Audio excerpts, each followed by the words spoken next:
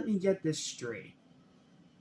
This is not only a good remake of my favorite horror film of all time, but it's actually excellent, to the point of even being on the same level as the original.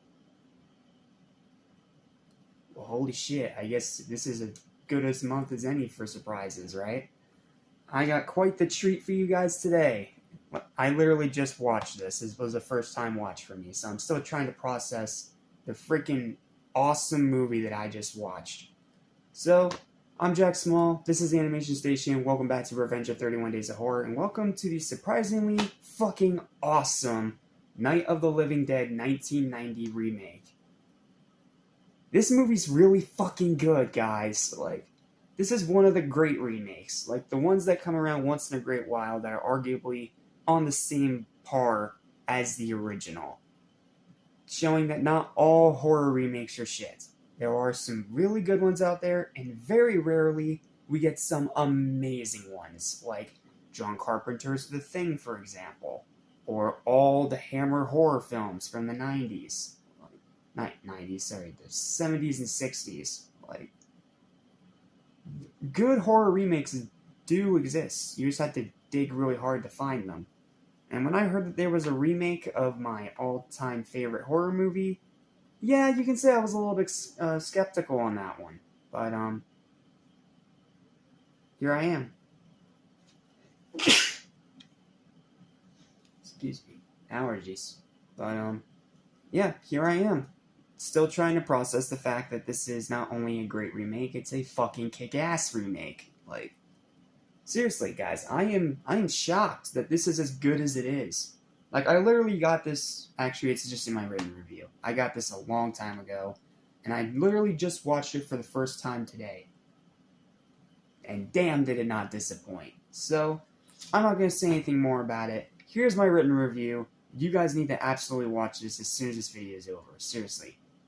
Go watch it as soon as this video is over. Not kidding. Go see it.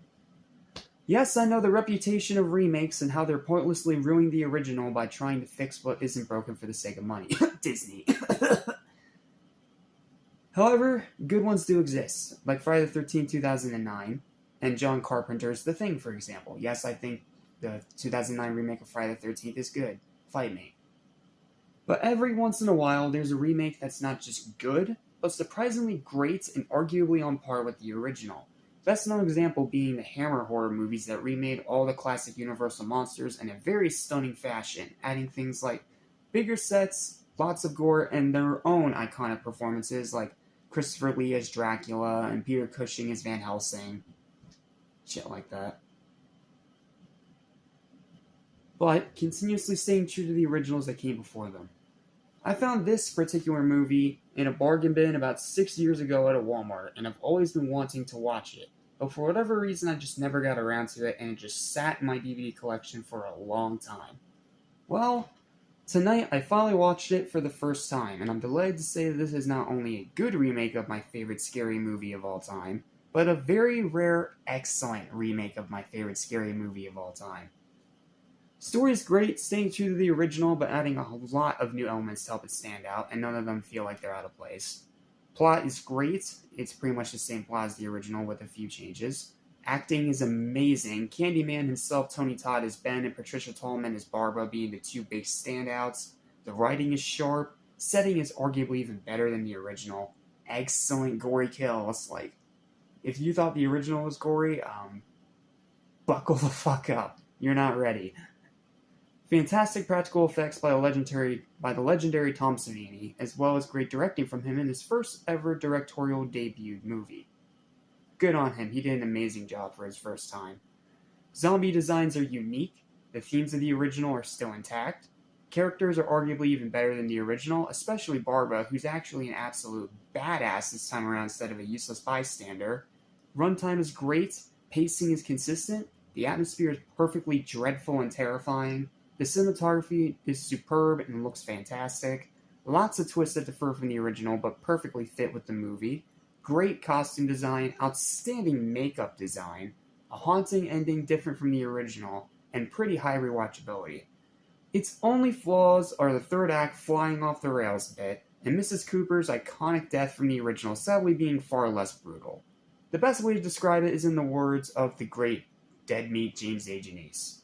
It is a dull machete instead of a bona fide golden chainsaw.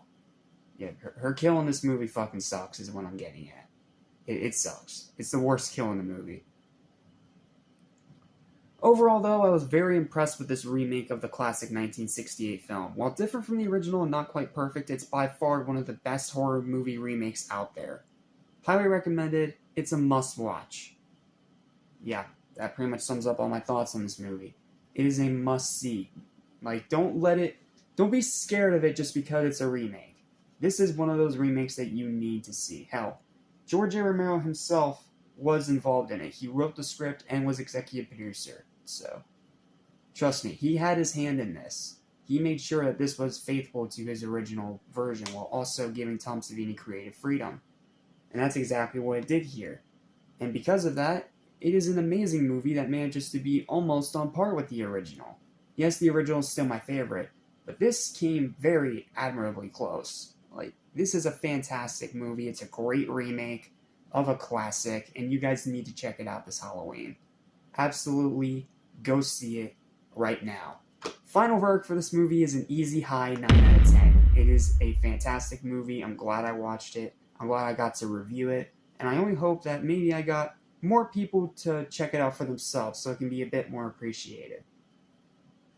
Well, that's it. Thank you guys so much for watching, and that's going to conclude our Run with Zombies for the month, because that's the last movie of the Romero series that I'm actually willing to look at. I'm not reviewing the Zack Snyder remake of Dawn of the Dead, because I don't really care, and I don't even want to touch the remake of Day of the Dead, because it just looks like shit. So, that's it for our trip with George A. Romero and his Dead series. May he rest in peace. And next time, we're diving into some new territory, because we're going to do something else for this month. We're going to start reviewing two classic horror movie franchises simultaneously. And I promise you it'll make sense when we start them. Which ones am I talking about? Well, sorry about that. Forgot my props. So, thank you guys for watching, and I'll see you guys next time when we dive into Predator and I'm holding it backwards. Fuck. Predator and Alien. We're reviewing both series back to back. So you're getting 2 reviews a day from here on out. So, yep, I'll see you guys next time when we dive into Alien and Predator. Until then, have a spooktacular day, and I'll see you guys next time. Peace.